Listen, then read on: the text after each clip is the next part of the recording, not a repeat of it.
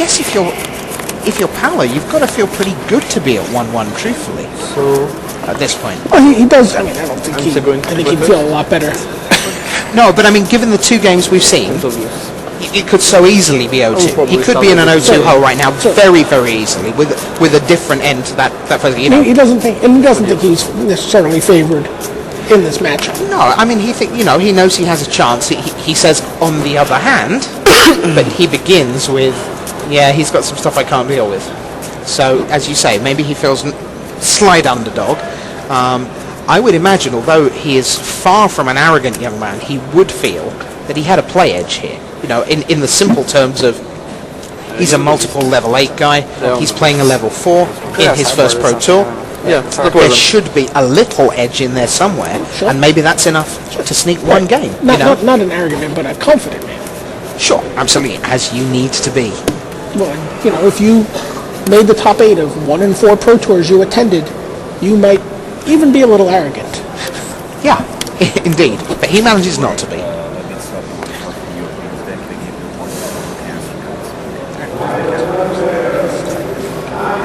Paulo just... I did stop myself from looking, and then he said, go ahead, and I didn't know the card was face up when I opened my eyes. Yeah, he stopped to watch it, and I said... doing that all weekend. I know. I just Paulo accidentally flipped a couple cards from Guillaume's deck while they were shuffling. The cards fell on the table face up. Paulo had covered his eyes, and Guillaume's like, "That's okay. I don't care if you look." And he looked towards the table, and then he may or may not have received a warning for looking at cards there. Okay, but not a fist in the face. So that's it's not too bad. No. And Guillaume was like, "No, I told him it's fine. Who cares? Yeah. So let us play Magic." While they are getting ready for what could be the penultimate game of Limited, let's go back to Block Constructed. We've got on your screen the top 5 Block Constructed decks. These are all decks you can build and play on Magic Online. So take us through them, BDM, from the bottom up, because Koros is a strange sounding deck name. What is this? We talked about this a little bit in the preview show leading into the tournament. Koros is an equipment deck. It's red and white. It can be white. It's going to have Core Duelist. It's going to have Armament Master. It's going to have Core Skyfisher. It's going to have Adventuring Gear. It's a very, very quick deck, very aggressive, that really tries to exploit landfall and equipment at the same time. Then we have Green Eldrazi. We'll come back to this, actually, because the players are underway. We don't want to miss a thing. So let's take you back to the match, and we'll come back to the Block Constructed metagame for you later in the final. So we see an Inquisition of Kozilek from Paulo Vitor Damarosa, and he said that before the match that this is a card he was planning to side in against Guillaume. I felt like it was going to be very good against all the levelers. He takes a Narcolepsy there, but he could have taken the Venerated Teacher. He could have taken a creature if he wanted. Champion's Drake, absolutely. Yeah. So plenty of targets for that card. So the Champion's Drake comes down as a 1-1 for Matignon. Paulo with 2 swamps says, here's the first of my 2 Bloodthrone Vampires. Matignon will attack for 1 through the air. He has the Venerated Teacher that Paulo knows about, and he just plays it. Run that out. That's an interesting play. What's your thinking behind that, BDM? I mean, sometimes you play a Grey Ogre right on turn 3, and if he doesn't... Really? Okay. Well, I've never made a Pro Tour top 8, so I'm not saying. So sometimes, your cards don't always get to do exactly what you would like them to do. Sometimes they need to show up and fill a spot in your curve. Absolutely. So see beyond. Guillaume will add 2 cards to his hand before sending 1 packing.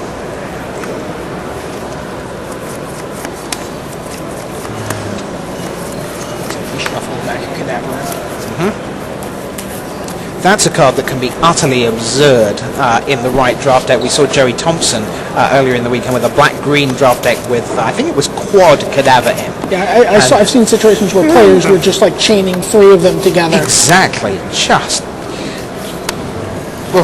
16. Vendetta takes out the Champion's Drake while the Venerated Teacher gets in. Back comes the Bloodthrone Vampire for 1. First damage there. 16 plays 19. Sure. Yep. And another copy of the Vampire for Paulo. Just let me 2 seconds. Yeah, that one works fine.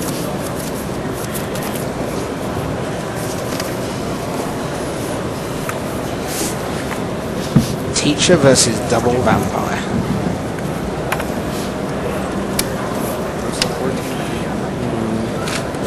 Get one way or the other. Barligated Scorpion.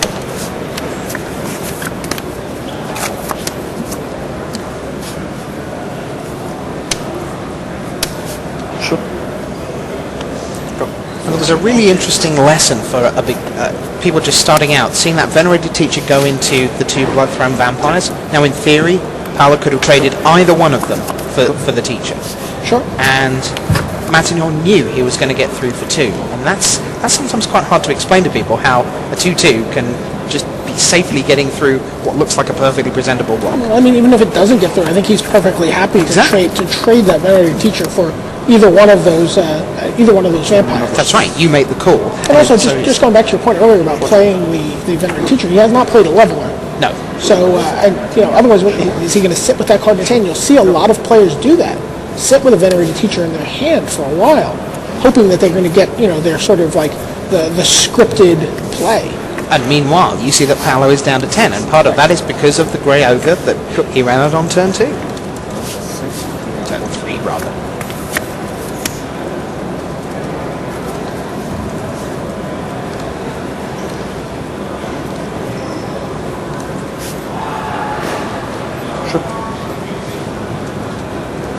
Level 4 Null Champion.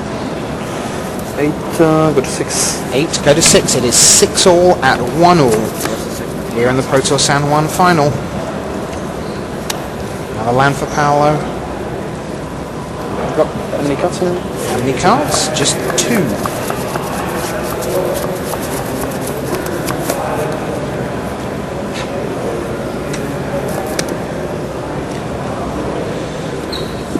So Matignon will send the 2-2 with functionally no text, as it's been in this game. I am a vanilla Venerated Teacher. I teach nothing, I just hit people. He's a substitute teacher. That's something. Is that how that works? Less teaching, more attacking? Wow. We were pretty rough on our substitute teachers in Brooklyn. I can well imagine you were. Not me. Not you No, personally. not me personally. Were you I was a very polite a student. solid A student? When I went. Get the champion. 5.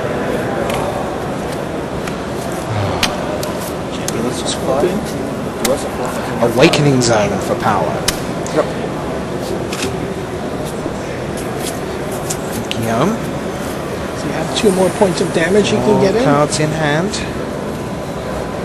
Looks like is that a Vendetta off to the right? And a Leveler and a... He's got the Gildraz Assassin. That's the first time we've seen that all day.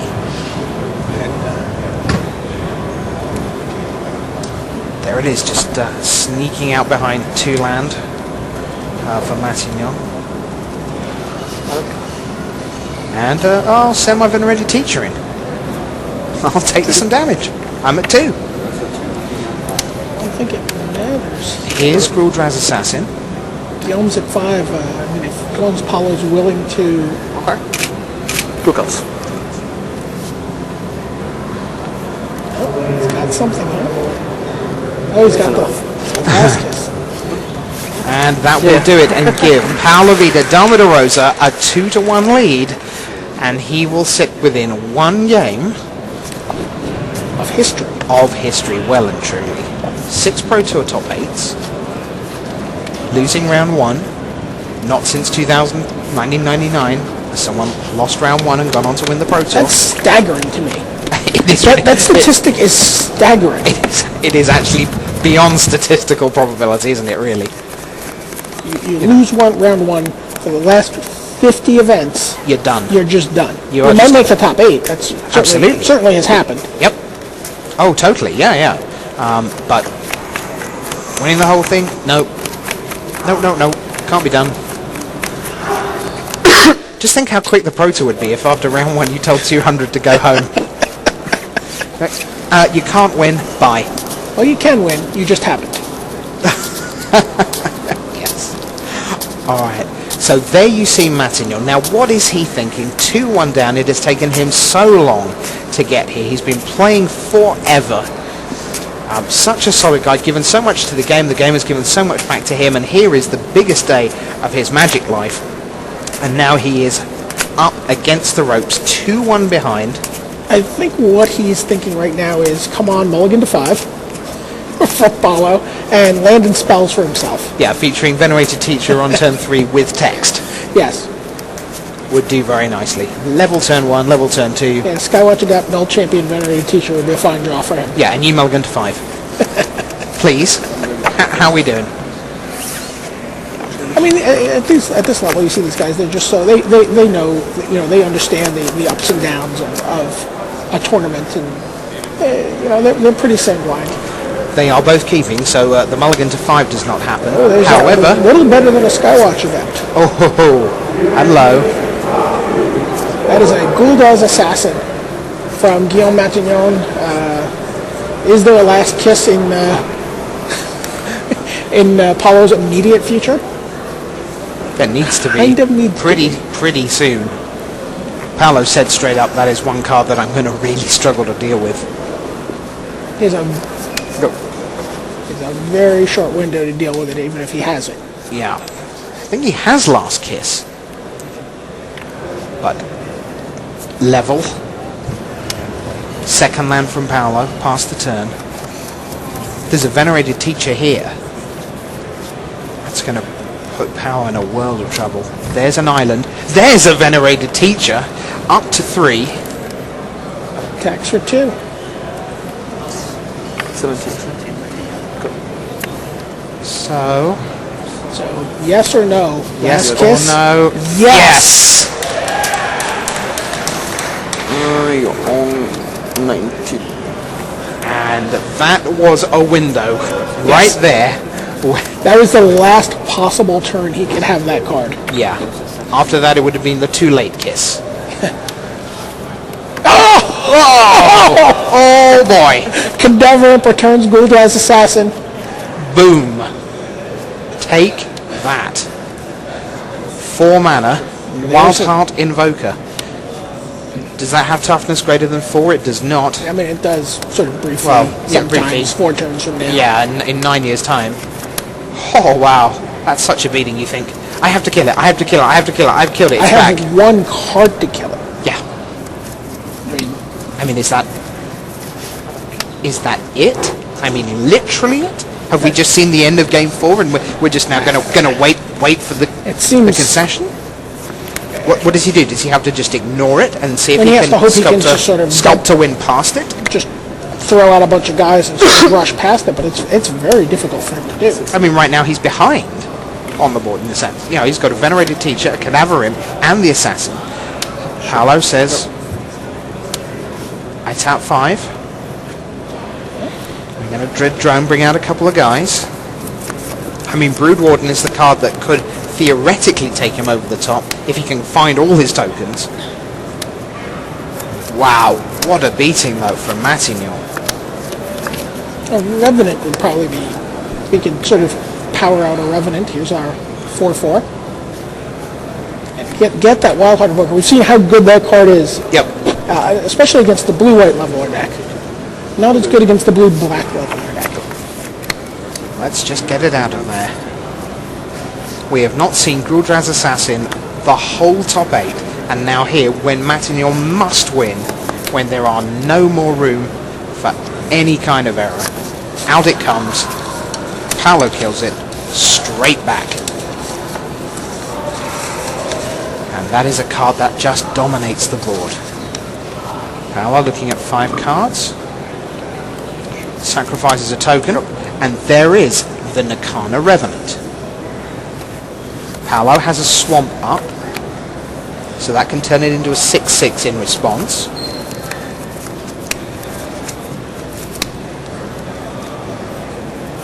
Suddenly we have a game.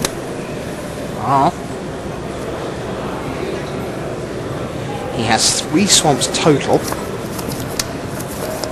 but crucially 1 up. Matignon has 5 cards. He has Training Grounds. not terribly relevant right Again, now. he doesn't. He also has this offshade, so he can sort of go tit for tat. Yeah, you have the double pump, I have the double pump.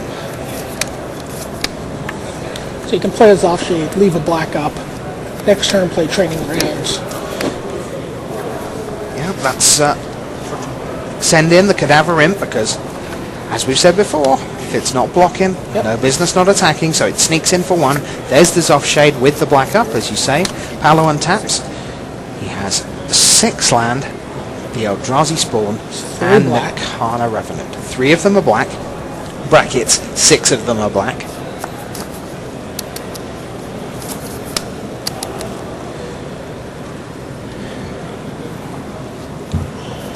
And this is where it gets tense. And Matignon looks like he is feeling the pressure. I can tell you right now, there he is, and he looks like a man, for the first time maybe, who understands what's at stake.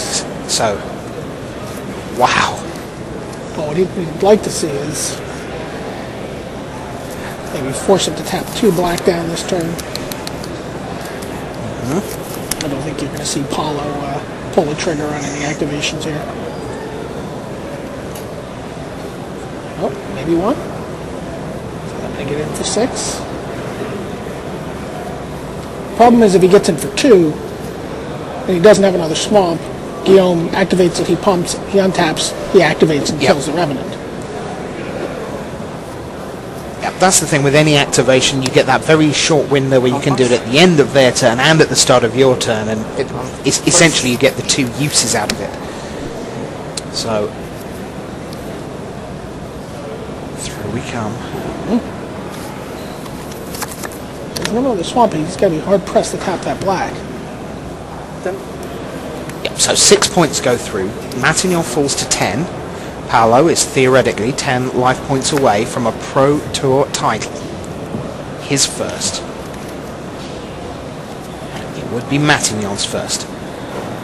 But he cannot win the Pro Tour in this game. He can only not lose the Pro Tour in this game. And maybe that's why the pressure is coming to bear.